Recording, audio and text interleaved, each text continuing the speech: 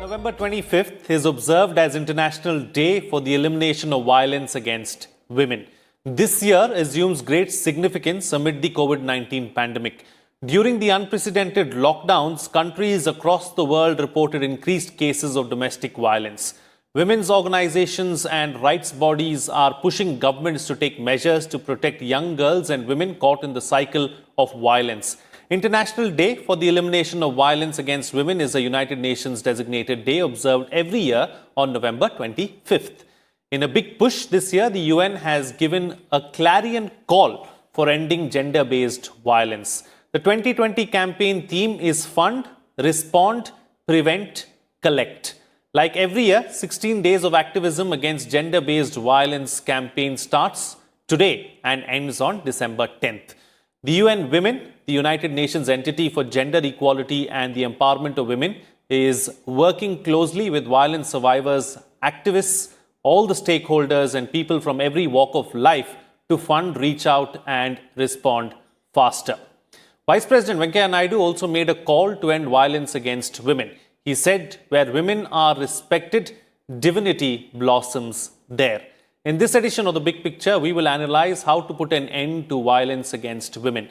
Joining me on the program today are Ira Singhal, Indian Administrative Service Officer, Shilpi Jain, Advocate of the Supreme Court, and PK Jain, former Additional Director General of Police. Thank you to all my guests for joining me on this edition of The Big Picture. Ira Singhal, I'd like to start the program with you first. Let's first try and understand and analyze the magnitude of the problem. How rampant is it and how big of an issue it is? So I don't think any of us can actually quantify how rampant and how big of an issue it is, because the unfortunate reality is that most of the women of the country and maybe around the world as well have been conditioned to accept violence as something which is natural. So most of the time they don't even realize that something that they were behavior they suffered was not really right, and that violence that they suffered was not what they should have happened to them. So the way women are brought up to think of themselves, their self-confidence and their expectations from the world, and their expectations and this social status that they think of themselves at, they normalize it. So I doubt, possibly, I don't have the figures, but I'm pretty sure a large majority of women do go through violence, and it's a very small number that realizes it for what it is. Absolutely. I think you really summed it up and said it precisely how it is. There are several cases like this that go unreported as well. So, Mr. Jain, let me bring you into the picture now. Since we're talking about numbers, let's bring out some numbers as well. A total of 4,05,861 cases of crime against women were registered and reported in 2019. Several studies suggest that that figure will only go up in 2020 as a result of all the domestic violence cases that we've seen due to the lockdowns that the pandemic caused. We've seen an increase of 7.3% cases from 2018 to 2019.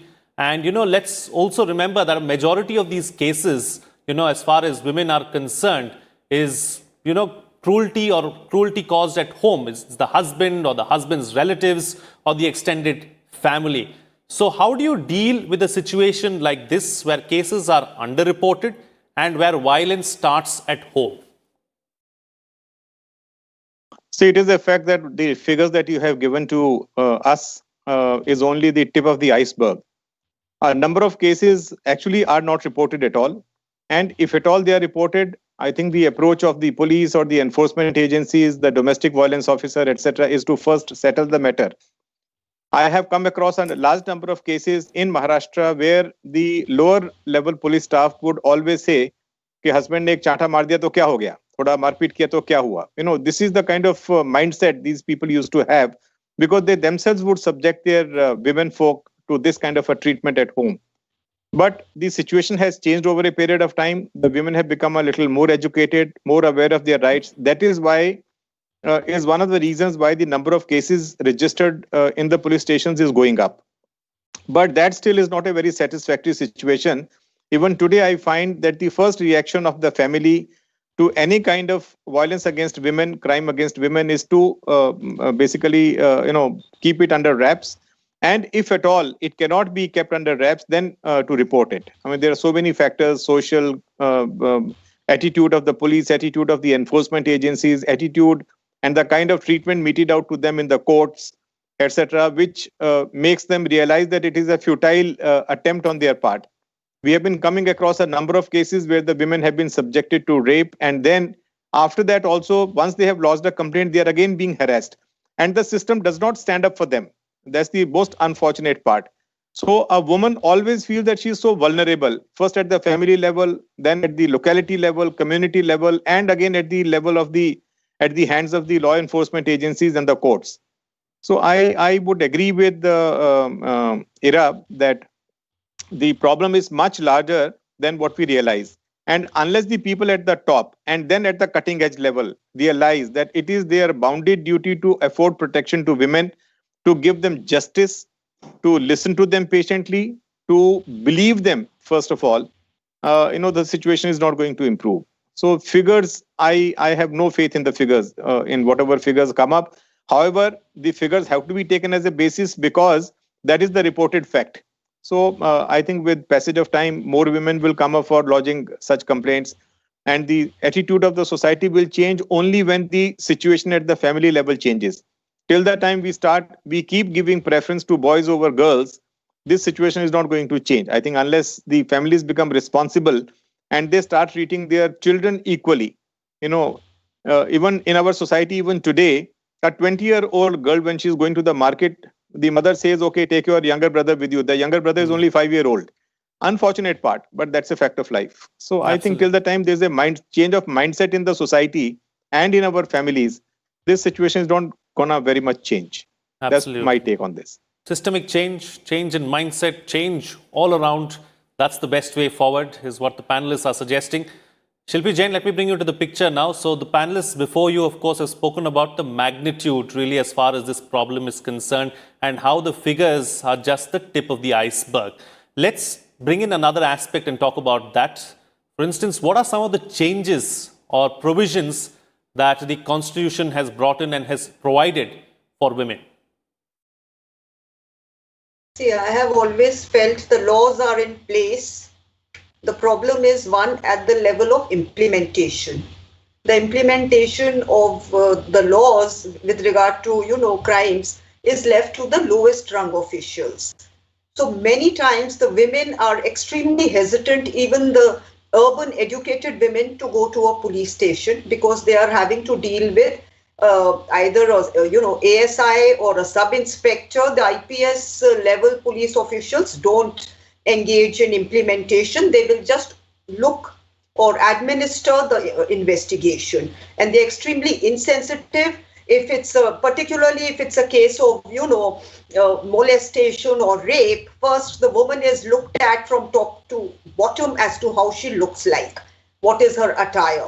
We have senior police officials coming out and making public statements. Why should women get out in the night, or what were they wearing, or that even senior, chief ministers coming out and saying that boys are supposed to be naughty or they are supposed to flirt.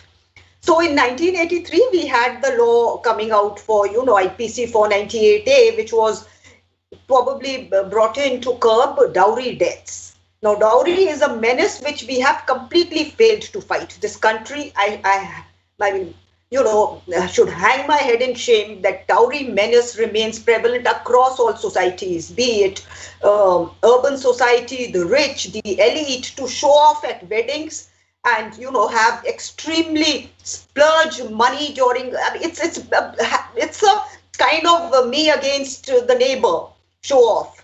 So also, within my own house, I have my driver and staff telling me that back in their villages, their families are having to spend as much as 1 lakh, 2 lakh, for which they start taking loan or start collecting money from the child time a girl is born.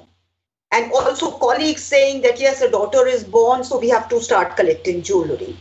So one is the child birth of a girl child has to be celebrated instead of being taken as a curse. We have several families where, people keep giving birth to one daughter after the other in this hope that the next one will be a boy.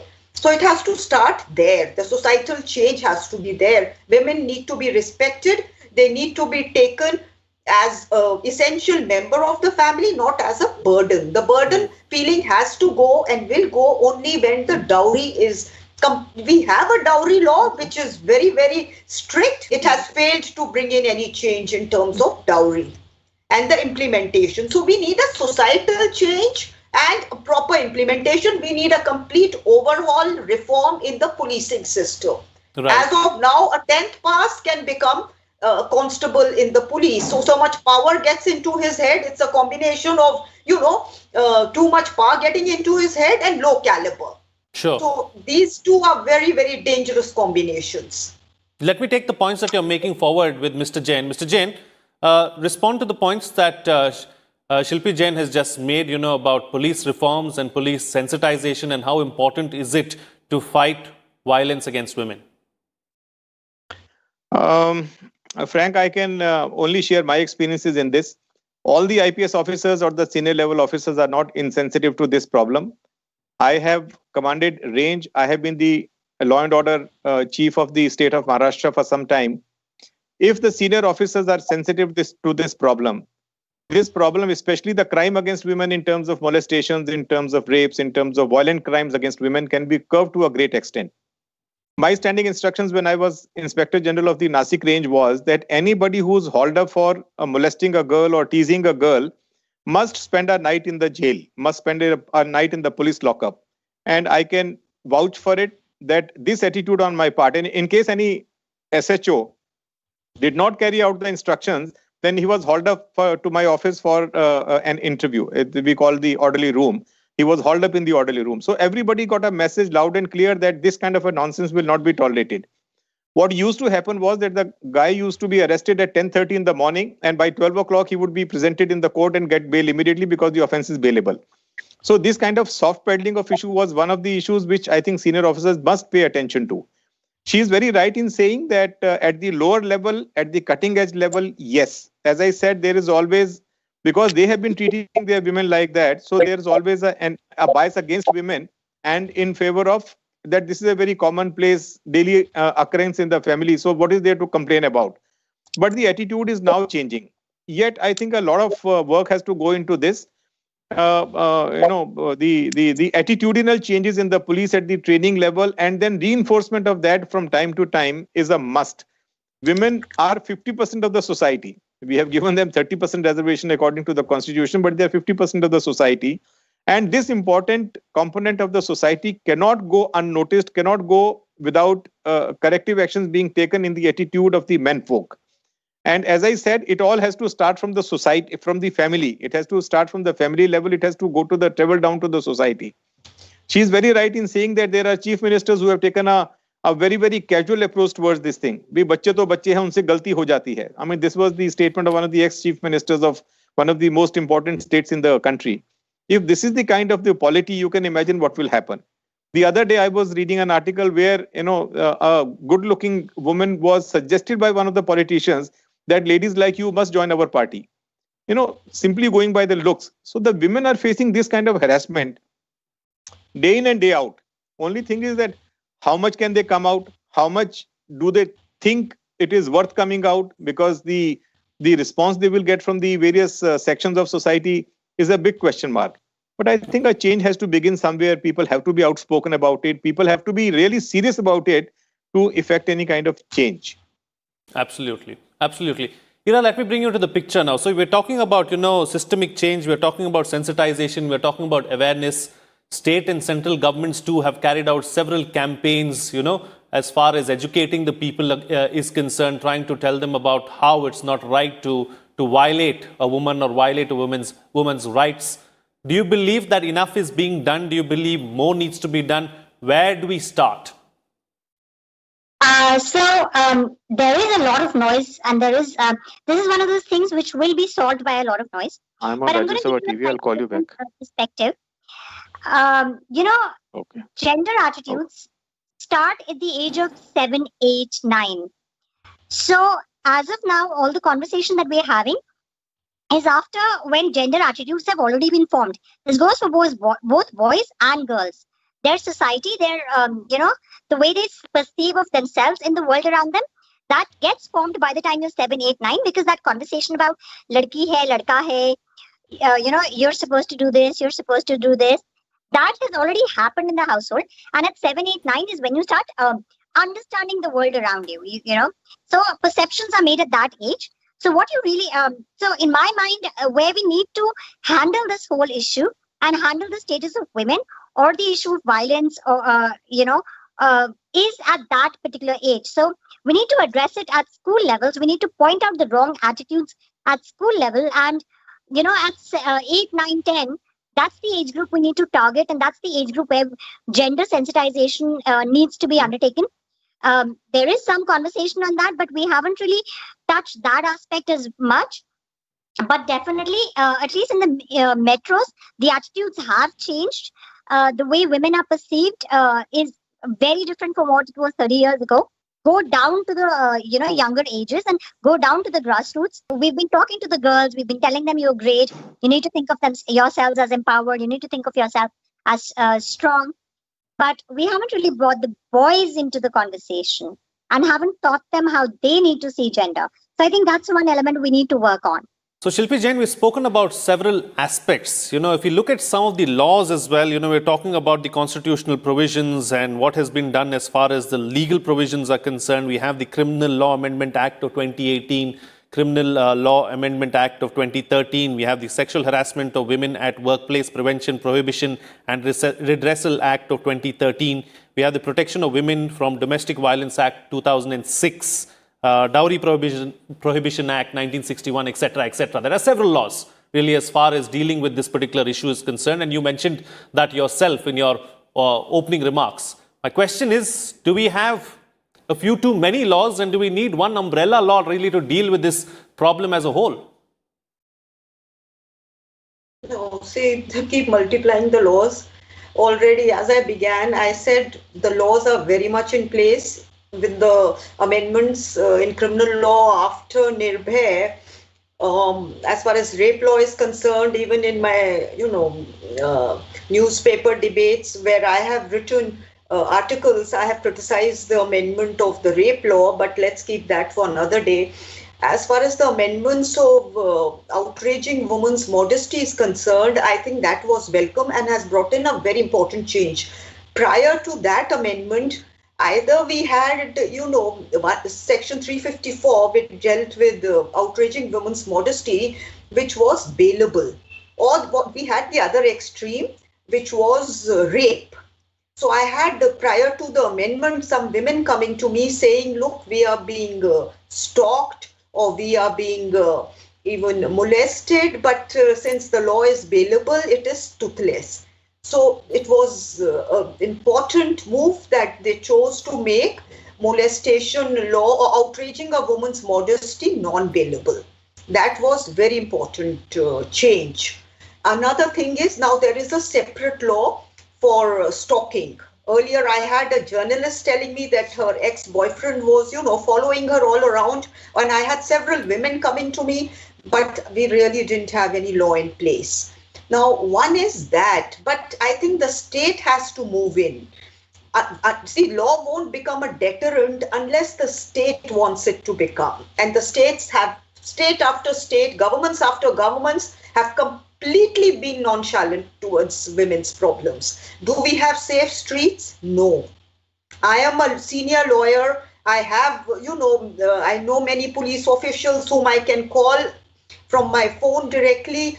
I have a car, still I do not step out in the evenings without a driver, because my fear is that if the car breaks down, if there's a tire puncture, I may be in trouble. So we need to bring in safer streets. We need to, till the laws become deterrent, which they have failed to become, as your data showed, year after year, the crime rate with regard to women is increasing. So the next best option is to give in state safety. Make women feel secure, make them feel bold, independent, have good street lights, have cameras all along, The Nirbhay funds have been lying unused now for almost 7 years. Use them, so show some seriousness instead of just, making speeches and saying we care for women during election time. I mean, be serious, be concerned, and show the change